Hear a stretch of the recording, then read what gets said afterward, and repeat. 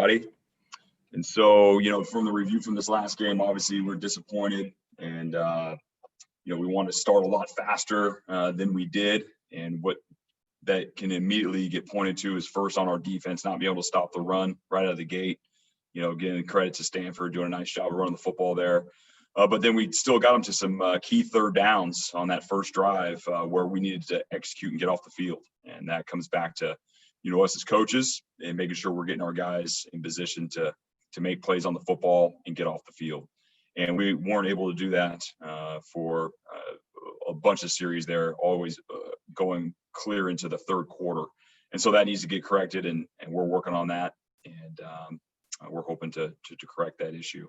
And then on offense, really after that first drive, we had a couple penalties there. Again, we'll get that corrected. That's on us as coaches that stalled out that first drive there. But then after that, was very, very pleased with our offense, being able to score almost on every possession, only 7 possessions that we had on offense throughout the game, and be able to score, I believe it was 5 out of those 7 possessions.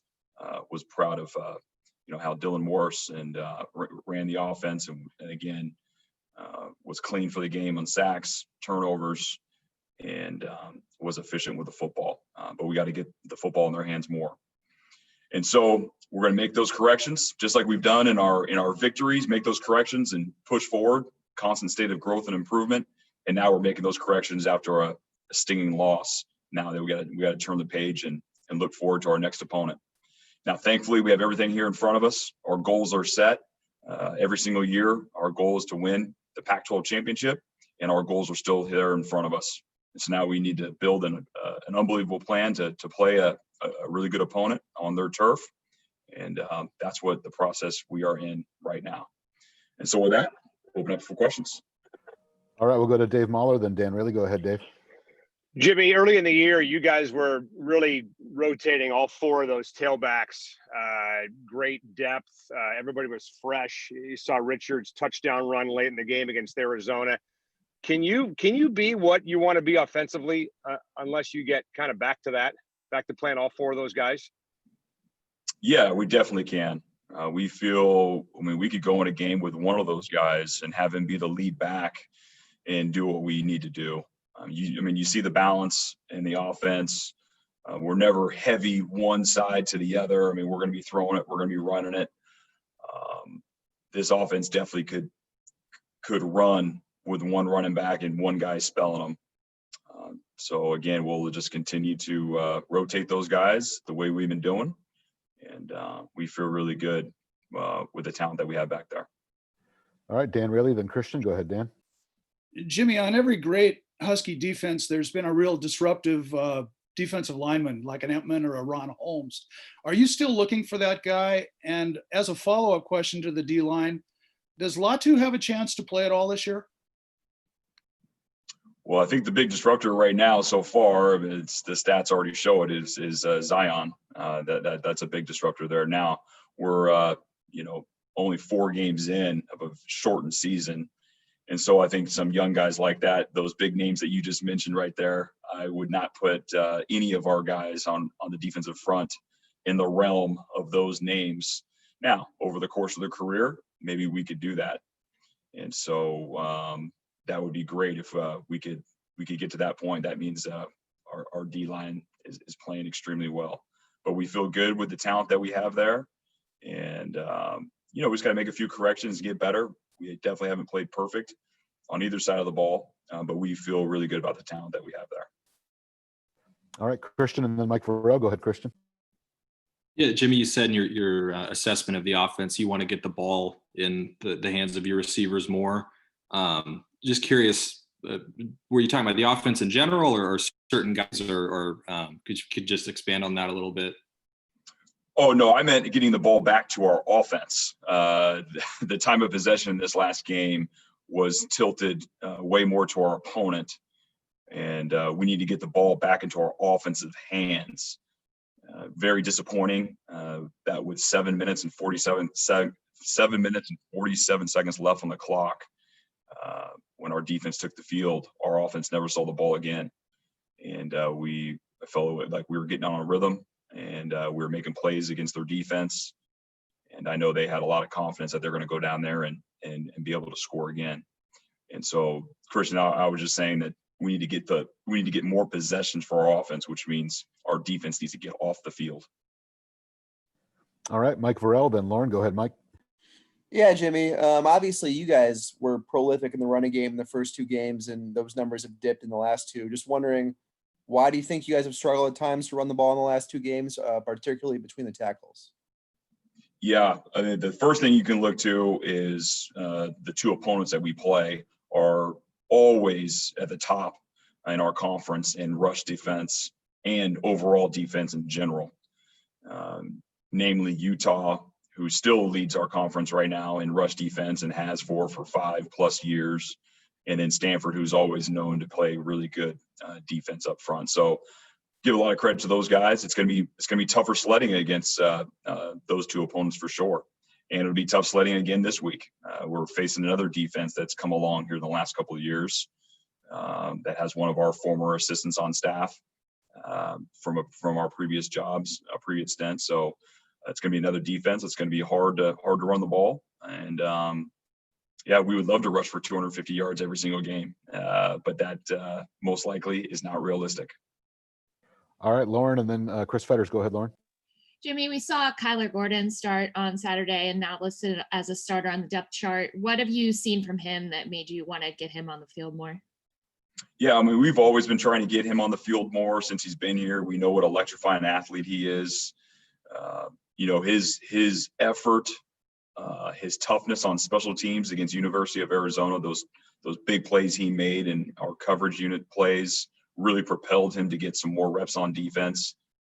We like to reward toughness and physical play, and with him showing that and sacrificing himself for the good of the team on special teams has allowed him now to get some more reps on defense.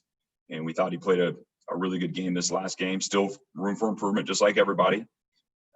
But we're excited what Kyler Gordon can do for this team. Chris Fetters and Lars. Go ahead, Chris. Yeah, Jimmy, just from the outside looking in schematically, it sure feels like, Stanford wants to play in the phone booth, and that might be tough for you guys with the nickel scheme, just like you guys have created headaches for air raid schemes, for instance. Is that way too simplistic? Is it styles that make things difficult for certain matchups?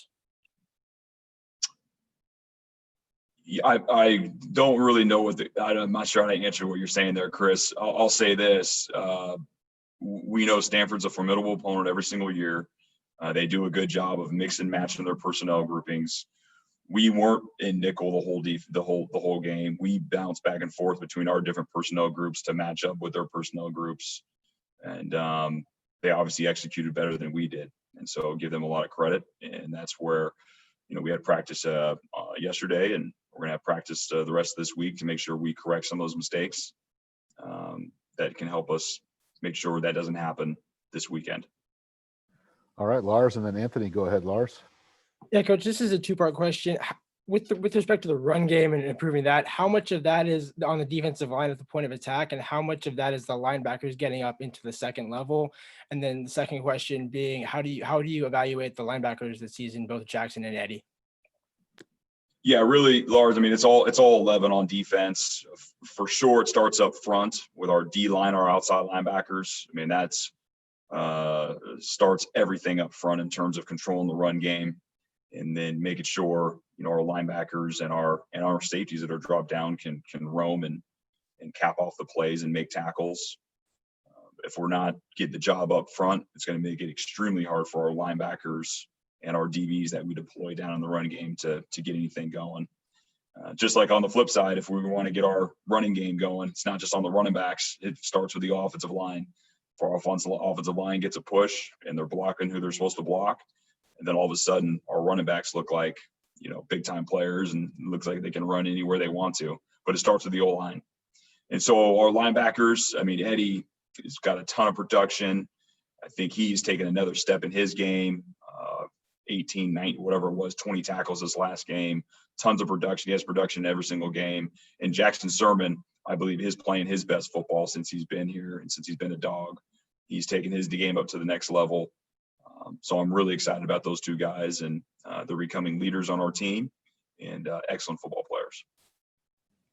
Anthony Edwards and then Tim Booth. Go ahead, Anthony.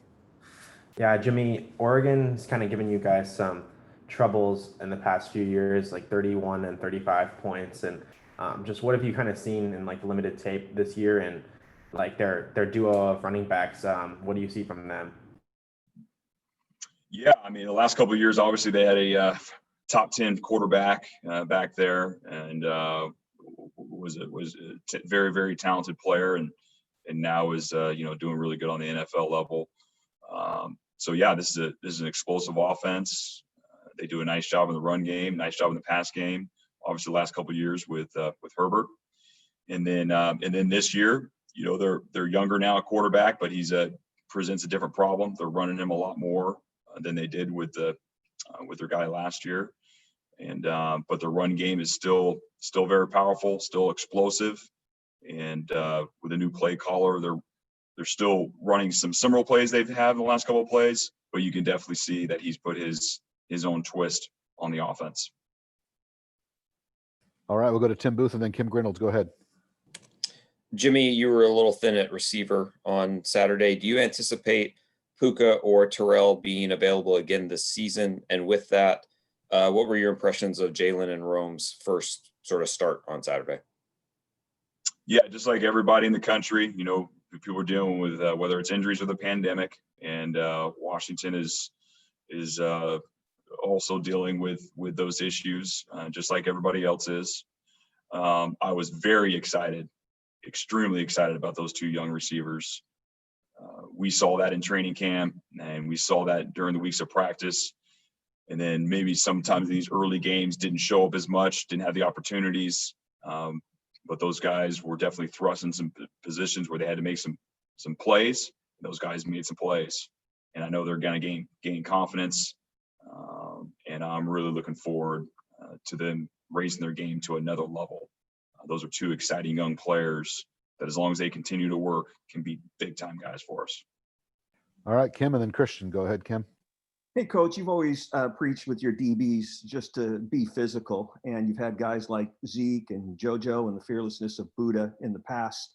Are you happy with the physicalness of your safeties, and do you have that guy that can really be that thumper? And at any point in the fourth quarter, did you look up and go, man, I wish this place was packed? Well, yeah. I mean, I did not do that, but we definitely miss Husky Nation for sure. In the fourth quarter, we were just worried. We're just trying to win the football game at that point. But yeah, I think on defense, the way we've played since we've been here since 2014 has always been a very physical style of defense, and that usually shows up in the run game. And I think these last couple of games, for sure, I know we're all disappointed. And it starts with us coaches at first.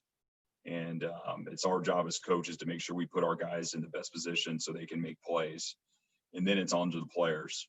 And so we all know that those last two efforts were not good enough. We're not close to the standard. And again, it starts with us as coaches first. And we will work to make improvements in that area. All right, Christian Cable and then Dave Mahler. Go ahead, Christian. Yeah, Jimmy, I know with a smaller senior class, you guys are going to have a smaller recruiting class this year than you've had in recent years. Just curious what your ideal number is for prospects that you'd like to sign per cycle. Do you want it to be equal? Are you fine with some being bigger and some being smaller, depending on what the senior class looks like? And just kind of how do you view that? Yeah, I mean, that's a real simple answer. We want 85 guys on scholarship. That's what we want. And so, it's funny, all these rankings and this and that. I mean, if we had 25 seniors that we're losing, then we're signing 25 guys. And so now all of a sudden our ranking goes higher because we're signing more guys. But now we have a very, few seniors. So we're not going to sign very many guys because you can only sign 85. So very simply, to answer your question, however many we lose, we want to replenish to make sure we're at 85 scholarships. We lose 10, we want to sign 10. We lose 15, we want to sign 15. All right, Dave Mahler, then Mike Farrell. Go ahead, Dave. Jimmy, you only had 4 penalties in the game on Saturday, but 2 of them came on back-to-back plays after the fumble recovery, the holds on MJ and Jackson. I'm wondering if there was anything about that moment that kind of stood out to you as to why those holds occurred. And then second part of the question, you mentioned Saturday night that you were pretty disappointed in the kickoff coverage. What have you seen on tape since then that kind of looks like needs to be cleared up? Yeah, so for the kickoff coverage, I mean, we need to get better, and we need to get, again, it's always gonna start with coaches. We got to get these guys better. We got to get them coached up, and then we got to get some guys out there that we feel give us some unbelievable effort and toughness to go down there and sacrifice their body for the team and make sure we're making those tackles. And we definitely have to get better in that department. We've had a couple of games where we've been great, and then we've had a couple of games where it's been not so great. And so that's very apparent that we have to get that corrected. And so going back to your question about the penalty after the turnover, the very first one, it's too bad. You watched it on film, and it's disappointing that it was called. And Coach Donovan did a great play call right there. We had 2 guys wide open. And for such a clean game to be called the whole game, and for something like that to have happen, it was just unfortunate. But that's how football is. That's how it works. The second one was definitely a penalty, and we can't have that happen. And that was apparent to anybody that was in the stadium. That was a penalty, and that's really how the game should be called. And I know that's how they're trying to call it. And so, yeah, it's just unfortunate, and that's part of football. All right, Mike Varell, then Masvida. Go ahead, Mike. Yeah, Jimmy, 2 quick questions. First, why do you think you guys have struggled to convert red zone appearances into touchdowns at times? And then the second part, Cade Otton, I know you said a week ago that he might be the best tight end in the country. I don't think he was targeted in the first half. Is that a problem that he wasn't more involved in the pass game? Yeah, so Cade Otton, again, I say he's one of the best in the country because I know what the NFL is looking for. They're not looking for just guys to flex out and catch passes all day. They want a guy that can line up on the outside of an offensive tackle, kick out a 9 technique, double down on a 6 technique, drive guys off the line of scrimmage, double up to a backer, and seal him off so they have the run game going on offense, and then be able to release and go make catches. And for the tape that I've seen, Cade Otton is one of the best in the country. And you guys have seen his production in the last few weeks here. And what you may have not seen is all the excellent things he does in the run game. But if you watch it close, it's phenomenal. And there's no question we want to get the ball in his hands as often as we can. But like I've mentioned in the past, as our quarterbacks go through their progression, as Dylan goes through his progression, and he's covered and he's not open, we're not throwing it to him. We're not going to force the ball somewhere where it's not supposed to go. If he is on the read and he's open, then we're going to get the ball to him. It's just very, very plain and simple. And we would love for him to have the unbelievable production that he had in the 2 games prior. And in those 2 games, the read was there, he was open, and we threw the ball to him. As soon as we start forcing the ball at anybody, you're going to see our turnovers go up in numbers. And if you see right now, we lead the conference in turnover ratio. We've turned the ball over the least in the conference. And I think that's one of the big reasons why we're in the position that we're in right here going into one of these final weeks here before the Pac-12 championship game. And then in terms of the red zone question, we're right there in the upper echelon of the Pac-12 in red zone offense. And so, I know you guys like to talk about that all the time, but we're right there in the top 4 in the conference in red zone offense. Of course, we'd love to score touchdowns every trip we go down there. But we feel good where we're at, and we feel good about our play selection and our execution, but we still got to get better. All right, we'll finish with the 4 hands we have raised. Go ahead, Masvida. Yeah, Jimmy, not that you all would expect anything less, but on your running backs, how have you guys been able to keep them focused in terms on each play, knowing that they're not going to get a lot of reps and being patient when they get their reps? Yeah, our whole culture here is team unit me. So it's not about them individually. It's about what they're going to do, what's best for the team. And that's for our whole team. That's for our coaching staff. That's our culture, team unit me. And the way we rotate those guys in is what's best for our offense, not what's individually for one person. We throw fresh running backs at guys. We have guys that are better at certain plays, guys that are better at certain pass plays, run plays, and we're putting those guys in position to make plays for our team. All right, last three from Fetters, Tim Booth and Anthony. Go ahead, Chris. Yeah, we're just curious about the third down defense review again, and any common threads that you might have seen, especially with the couple of third and longs on Stanford's final drive, and then also quickly, Jimmy, any additional players opting out for any reason? No on that question. And then, Chris, you hit it, man. Third down. We cannot allow a team to go 77% conversion rate on third down. You go back on that game. That was the difference. And again, I give Stanford credit. They did a nice job. They executed, and we didn't. But it starts again with us as coaches, making sure we're getting our guys in the right position to make sure we can get off the football field. If we if we get Stanford off the field on those key third downs and got the ball back to our offense, then we probably have a different discussion right now. After that game, we have a different outcome at the end of that game. But it is what it is. We did not. They converted, and we didn't get off the field. And that's what we got to grow from and learn from and make sure that doesn't happen again. All right, last two, Tim Booth and then Anthony. Go ahead, Tim. Jimmy, understanding this is kind of a weird season, but how much this week do you play up the fact that the North Division is at stake with the outcome of this game on Saturday? Oh, you play that up. That's what it is. We're always telling the truth to our guys, and those guys know I'm going to always hit them right between the eyes with constructive criticism or the truth and about something positive. And this is positive. Yeah, we're definitely playing that up.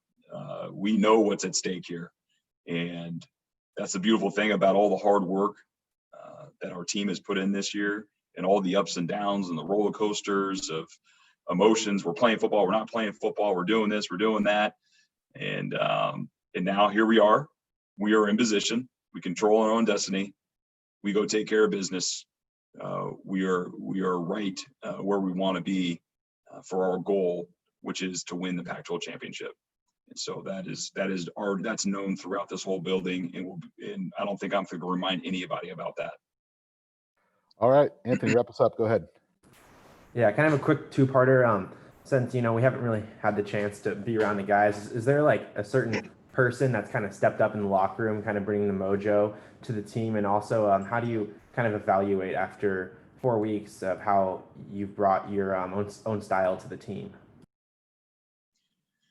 Yeah, I haven't evaluated that last question, so I apologize. I'm not going to have any good answer for you there. But Elijah Molden has been a big-time leader for us all the way throughout since January, since December, and through bad times and good times. He's been an extraordinary leader for us. And then I think a guy that's rising through right now and showing big-time leadership is Dylan Morris. Dylan Morris is always walking the hallways, watching more film. I see him leaving here 9 o'clock at night at times, studying film. Bringing players around him, and the other guys are coming up here watching film with him. He's produced in practice where everybody has so much respect for him that he makes the plays and is making the key throws. And then you've seen what he's done in games. He's done a fantastic job of coordinating our offense and throwing when he needs to throw and hand off when he needs to hand off and protecting the football and giving us a chance to win. And we've had a chance to win all 4 games that we've been in. And I think his leadership is just growing day by day.